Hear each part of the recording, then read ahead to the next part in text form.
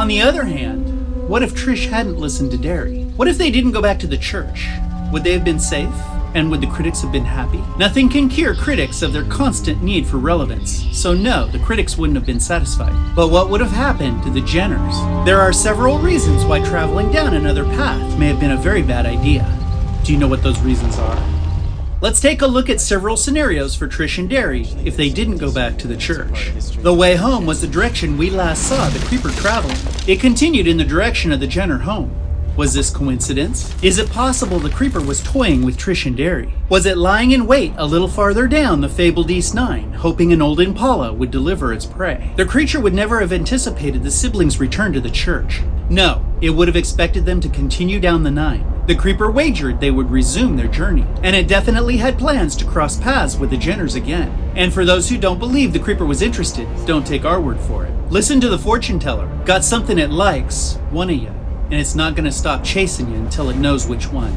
Notice Giselle didn't dream that one of them would see too much or get caught being nosy. She dreamed that one of them had something the creeper liked. If they would have made the choice to continue towards home, Trish and Darry would have run into the creeper for the third time. And you know what they say about the third time. What would have happened if they had turned around and headed back the way they came, past the old church and away from the creeper? Would they have found the authorities and lived happily ever after? Or would the creeper have known where they were and what direction they were going? Does it have a way of tracking victims? Yes. How do we know? Get a load of this. Come on, you're gonna kill us! I mean it, slow down! Slow down!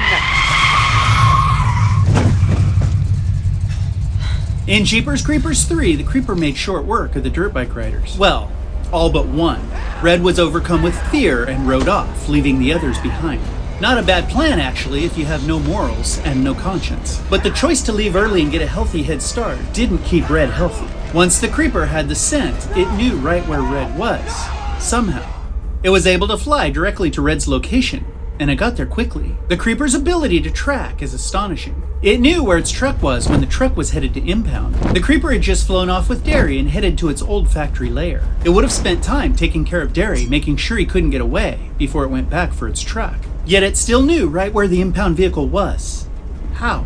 And the Jenners themselves serve as another example of the creeper's tracking abilities. After the creeper attacked the state troopers, Trish and Darry witnessed something traumatizing as the creature scooped up a decapitated head and took the tongue. They quickly left the scene and Trish drove like a maniac. So fast and erratic that after a lengthy period of time, Darry had to tell her to slow down. We know the creeper didn't follow them immediately.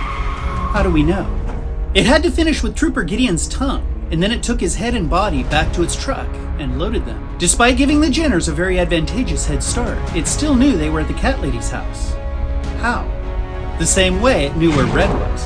The same way it knew where its truck was. The same way it would have known where Trish and Darry were if they had traveled back up the way they came on the East 9, making an intentional getaway. They never would have made it to their destination. You've got something it likes. One of you. And it's not gonna stop chasing you till it knows which one. Okay, look. As with all fiction, it's open to interpretation. But we believe Trish and Darry entered into a hopeless situation the moment the creeper landed in their rearview mirror. It found something it liked, and it would prove to be relentless in the pursuit of that prize. But remember, the real question is, did Darry make poor choices? That's subject to opinion too, but let me ask, what is bravery? It's the act of making a conscious choice for a better outcome despite the risk. Darry wasn't unaware of the danger. He knew the creeper could return at any moment. He knew they would both be in danger while they were at the church. If a decision is made knowing the danger, it can hardly be considered an uninformed choice. Nor should it be considered an irrational choice. Rather, it should be remembered in the annals of horror history as a brave and noble choice made by a character with character. Darry was a hero. Hey, thank you all for watching today. Let us know what you think about Darry and his choices in the comments below. Sub up and join this awesome family, and until next time, we'll see ya.